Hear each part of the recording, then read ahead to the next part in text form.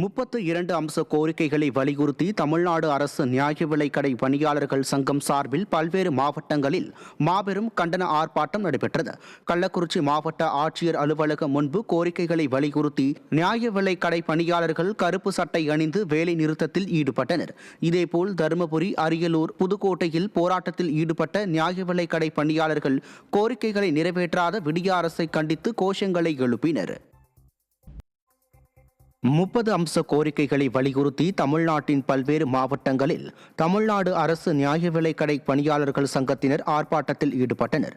திருவாரூர், சிவகங்கை, விருதுநகர், ராமநாதபுரம் உள்ளிட்ட மாவட்டங்களில் ஒருநாள் வேலை நிறுத்தத்தில் ஈடுபட்ட பணியாளர்கள் கருப்பு பேட்ஜ் மற்றும் கருப்பு உடை அணிந்தவாறு பங்கேற்று ஆர்ப்பாட்டம் நடத்தினர்.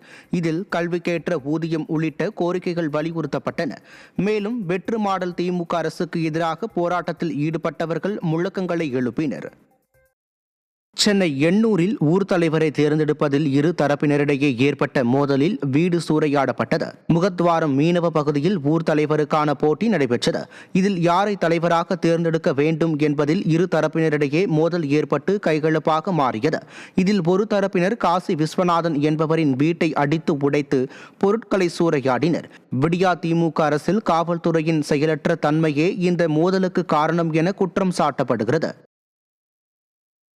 கன்னியாகுமரி மாவட்டம் தோவாளை மலர் சந்தையில் பங்குனி உத்திரத்தை முன்னிட்டு கிலோ 600 ரூபாய்க்கு விற்ற பிச்சிப்பூ 1200 ரூபாய்க்கும், மல்லிகை 800 ரூபாய்க்கு விற்பனையானது.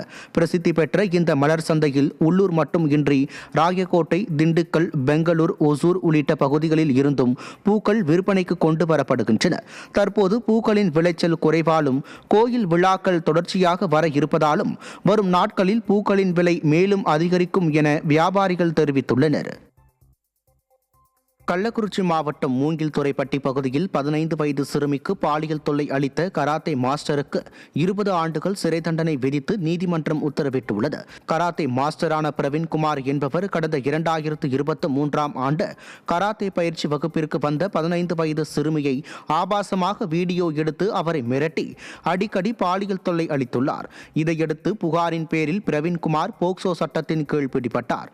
இந்த வழக்கில் பிரவீன்குமாருக்கு 20 ஆண்டுகள் சிறை தண்டனை 20,000 ரூபாயும் அபராதம் விதித்து திருவண்ணாமலை போக்சோ நீதிமன்றம் உத்தரவிட்டுள்ளது.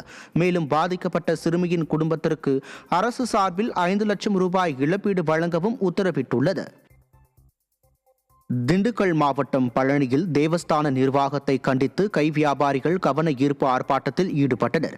பழனி அடிவாரம் பகுதியில் தண்டாயுதபாணி சுவாமி திருக்கோயில் கிரிவல பாதையில் கடந்த ஓராண்டுக்கு முன்பு நீதிமன்ற உத்தரவின்படி திருக்கோயில் நிர்வாகமும் காவல்துறையினரும் ஆக்கிரமிப்பு கடைகளை அகற்றினர். மேலும் கடந்த சில மாதங்களாக கை வியாபாரிகளையும் கிரிவல பாதையில் இருந்து அப்புறப்படுத்தினர்.